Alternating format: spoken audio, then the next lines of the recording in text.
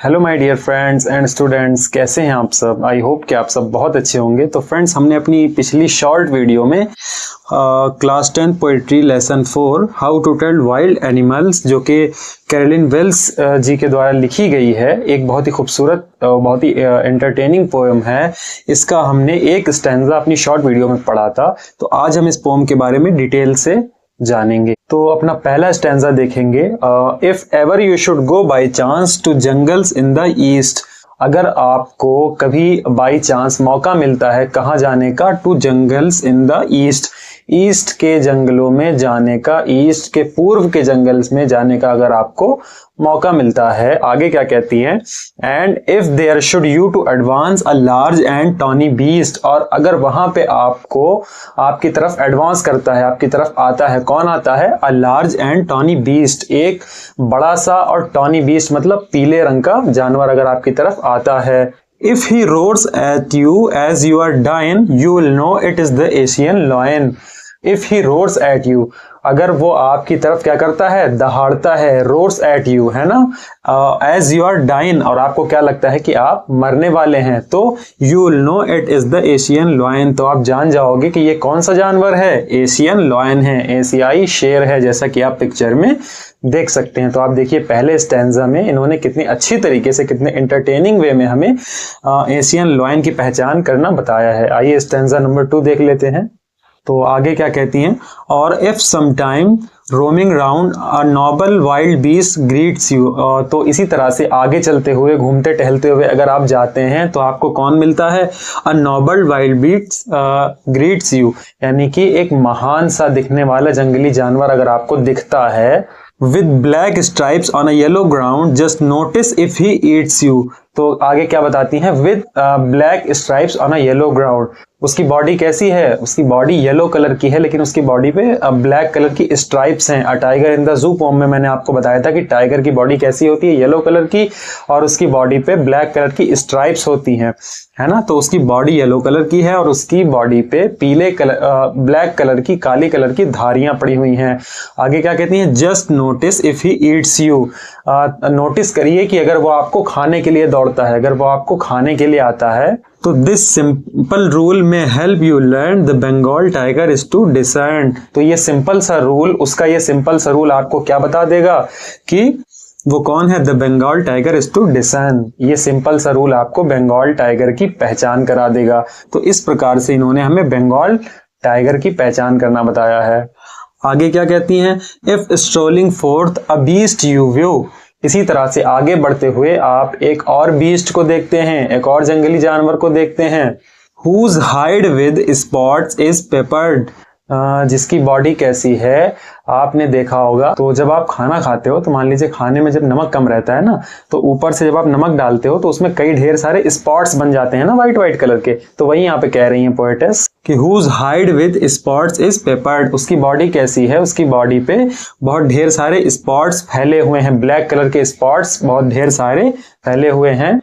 You will know it is the leopard, तो इस प्रकार से आप क्या जान जाओगे कि वो कौन है, तेंदुआ है। तेंदुए की बॉडी पे ऐसे बहुत ढेर सारे ब्लैक कलर के स्पॉट्स होते हैं ना, तो वही कह रही हैं कि अगर उसकी बॉडी पे बहुत ढेर सारे ब्लैक कलर के स्पॉट्स फैले हुए हैं तो आप क्या जान जाओगे कि वो कौन है, you will know it is the leopard, कि वो एक तेंदुआ है। Twill do not good to roar with pain, he will only lap and lap again, कहती हैं कि आपको फिर दर्द से कराहने का कोई भी मतलब नहीं है। आप दर्द से कितना भी चिल्लाओ, उस पे तेंदुए पे कोई फर्क नहीं पड़ने वाला है। क्यों, क्योंकि he will only lap and lap again, वो सिर्फ क्या करेगा, आपको और जोर से दबाएगा, दोबारा से और जोर से दबाएगा।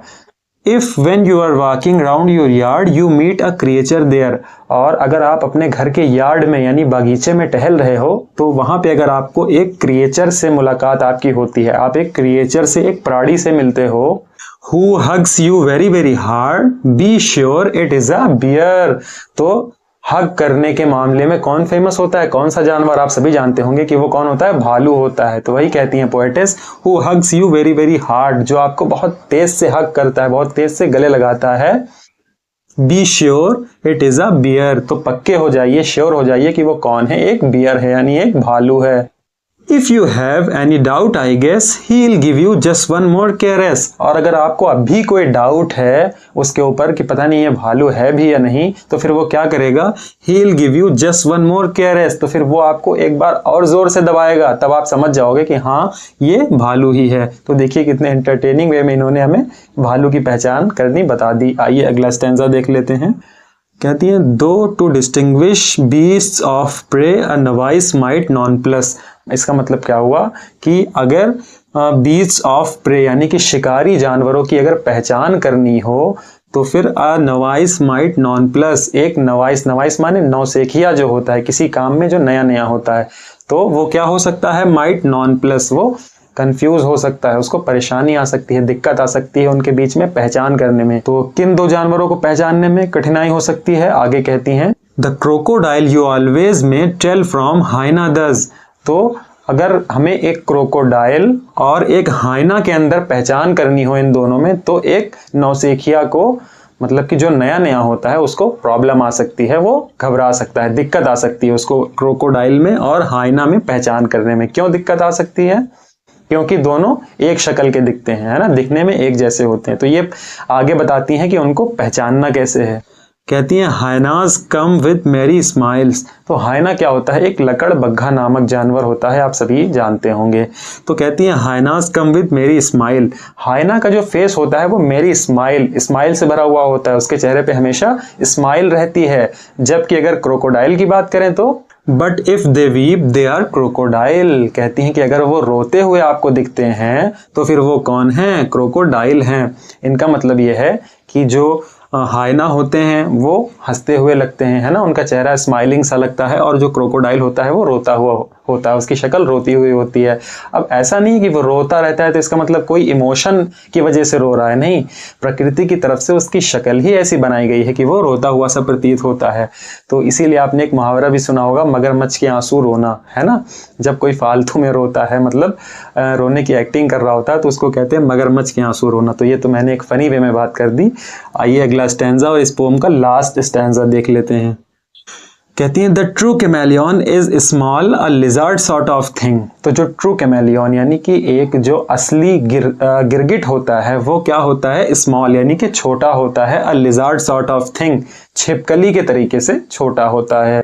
He hasn't any years at all, उसके पास कोई कान नहीं होते हैं, and not a single wing, और उसके कोई पंख भी नहीं होते हैं। आगे क्या कहती हैं, if there is nothing on the tree टिज the chameleon you see. इसका मतलब क्या हुआ कि अगर पेड़ पर कुछ भी नहीं है, अगर आप पेड़ पे देख रहे हो और आपको कुछ भी नहीं दिख रहा, तो इसका मतलब वो क्या है, टिज द कैमेलियन यू सी, इसका मतलब आप गिरगिट को देख रहे हो। तो ये ऐसी बात क्यों कहती हैं, क्योंकि गिरगिट जो होता है उसको एक गॉड गिफ्टेड टैलेंट आप कह लीजिए, प्रकृति की देन कह लीजिए, कि वो जहां पर भी बैठ जाता है वो अपने रंग को उसी हिसाब से एडजस्ट कर लेता है।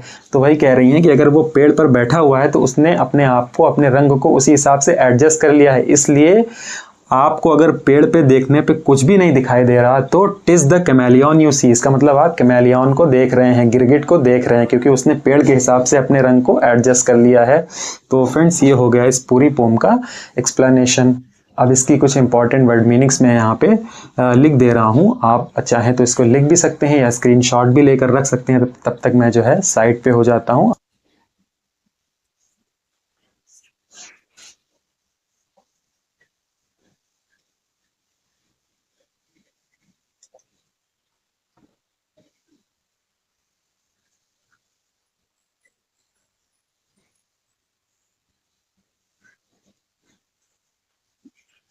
तो फ्रेंड्स आई होप कि आपको आज की वीडियो से जो मैंने class 10 lesson 4 poem how to tell wild animals जो एक्सप्लेन किया वो आपको बहुत ही अच्छे से समझ में आ गया होगा। तो ठीक है, आज की वीडियो में बस इतना ही।